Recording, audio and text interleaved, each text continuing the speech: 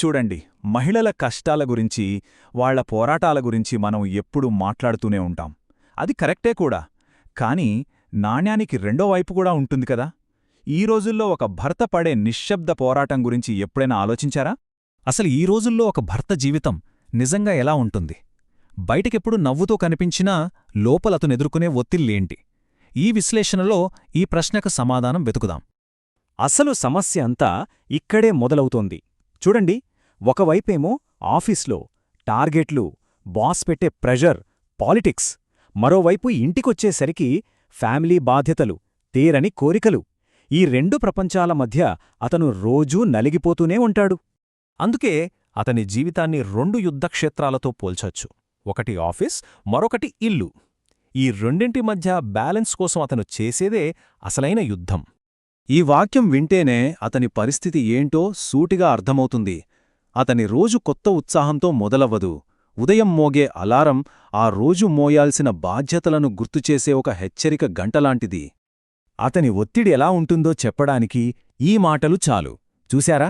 Boss చెప్పేది కరెక్టే, భార్య అడిగేది కరెక్టే, ఆఫీస్కు అతని సమయం కావాలి, కుటుంబానికి అతని సమయం కావాలి. కాని ఆ రెండు నిజాల మధ్య నలిగిపోయేది మాత్రం అతనే. సరే, ఇప్పుడు మరో చాలా సెన్సిటివ్ విషయానికొద్దాం. తల్లికి, భార్యకు మధ్య నలిగిపోవడం. ఇది దాదాపు ప్రతి భర్త ఎదుర్కొనే అతి పెద్ద సవాలు. ఈ శాండ్విచ్ అనే పదం ఉంది చూశారా? అది అతని పరిస్థితిని అద్దం పడుతుంది. ఒకవైపు కన్నతల్లి ప్రేమ, మరోవైపు కట్టుకున్న భార్య ప్రేమ. ఈ రెండింటి మధ్య అతను అచ్చం శాండ్విచ్లా నలిగిపోతాడు. ఇక్కడే అసలు చిక్కుముడి పడుతుంది. తల్లి అతని గతమైతే భార్య అతని భవిష్యత్తు. ఇప్పుడు తల్లివైపు మాట్లాడితే భార్యకు అన్యాయం చేస్తున్నానేమోనొక ఫీలింగ్. అదే భార్యకు సపోర్ట్ చేస్తే కన్నతల్లిని బాధపెడుతున్నానేమో అని మరో గిల్ట్. ఇది నిజంగా ఎటువైపు వెళ్లినా గెలవలేని యుద్ధం లాంటిది. సరే, ఇక మరో పెద్ద సమస్య డబ్బండి. అదే ఆర్థిక భారం. ఈ రోజుల్లో చాలాసార్లు భర్తను డబ్బు సంపాదించే యంత్రంగా, ఒక హ్యూమన్ ఏటీఎం లాగా చూస్తున్నారనేది వాస్తవం. ఒకసారి ఈ లిస్ట్ చూడండి. ఇంటి లోన్, కార్ లోన్, పిల్లల ఫీజులు, ఫ్యామిలీ కోసం చేసే ఖర్చులు, భవిష్యత్తు కోసం దాచుకోవాల్సిన డబ్బు, తల్లిదండ్రుల ఆరోగ్యం. ఇలా చెప్పుకుంటూ పోతే ఈ లిస్టుకి అంతనేది ఉండదు. అతని సంపాదనలో చాలా భాగం వీటికే సరిపోతుంది.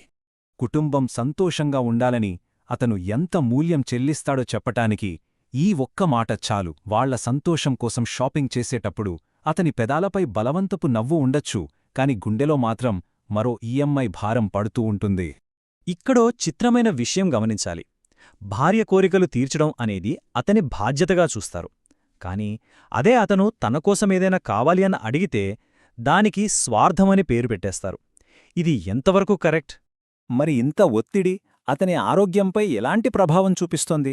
ఇప్పుడు అతను శారీరకంగా, మానసికంగా చెల్లించే మూల్యమేంటో చూద్దాం. మనం ఎప్పుడూ వింటూ ఉంటాం కదా, మగాళ్ళు ఏడవరు అని. అసలు ఈ మాట ఎందుకొచ్చింది? ఎందుకంటారలా? ఎందుకంటే సమాజం అతనికి చిన్నప్పట్నుంచి ఒకటే నేర్పుతుంది: నువ్వు స్ట్రాంగ్గా ఉండాలి, నీ బాధను బయటకు చూపించకూడదు.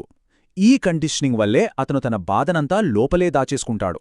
సరే, మరి ఈ మానసిక ఒత్తిడి, ఈ ఎమోషన్స్ని అణచుకోవడం వల్ల శారీరకంగా ఎలాంటి సమస్యలొస్తాయో తెలుసా? ఇక్కడ చూడండి, విపరీతమైన స్ట్రెస్, చిన్న వయస్సులోనే జుట్టు ఊడిపోవడం, చివరికి గుండెపోటులు, ఇవన్నీ దాని సైడ్ ఎఫెక్ట్సే. అందుకే అంటారు, అతని బట్టతల వయసుకి గుర్తుకాదు, అది అతను మోస్తున్న ఈఎంఐలు, టెన్షన్లకి ఒక మ్యాప్ లాంటిదని. ఈ మాటలో ఎంత నిజముందో కదా. ఈ బాధ్యతల బరువులో అతను ఏమేం కోల్పోతాడో తెలుసా?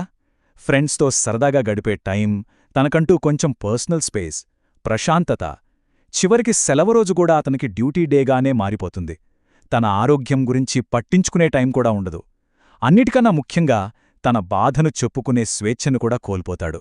సో చివరిగా ఈ మొత్తం విశ్లేషణలో మనం తెలుసుకోవాల్సిన ముఖ్యమైన విషయం ఒక్కటే: అతన్ని ఒక యంత్రంగా కాదు, ఒక మనిషిలా చూడాలి. ఇక్కడ ఒక సూటి ప్రశ్న వేసుకోవాలి. ఇంట్లో పనిచేసే స్త్రీ కొన్నిసార్లు తాను బానిస అనుకుంటే, మరి రోజంతా బయట బాస్కు, ఈఎంఐలకు, ఫ్యామిలీ కోరికలకు పనిచేసే భర్త కూడా ఒక రకంగా బానిసే కదా? ఇది హిపోక్రసీ అనిపించట్లేదా? అందుకే అతన్ని హీరోని చేయమని ఎవరూ అడగట్లేదు, అలాగనే విలన్గా చూడమని కూడా చెప్పట్లేదు. విన్నపం ఒక్కటే, అతన్ని కేవలం ఒక మనిషిగా చూడండి, తనకంటూ ఫీలింగ్సున్న ఒక వ్యక్తిగా గుర్తించండి, అంతే. అంటే భర్త అనే పదానికి అసలైన అర్థమేంటి? అతను ఒక రోబో కాదు, ఒక ఏటీఎం మెషీన్ కాదు. తనకు ఒక మనసు, అలసట ఉండే, కాస్త ప్రశాంతత కోరుకునే ఒక మామూలు మనిషి. ఈ విశ్లేషణను ఒక్క ప్రశ్నతో ముగిద్దాం. ఒక ఇంటిని ముందుకు నడిపే ఇంజన్ లాంటివాడు భర్త. మరి ఆ ఇంజన్ అకస్మాత్తుగా ఆగిపోతే ఏమవుతుంది? ఆ ఇంటి పరిస్థితి ఏంటి?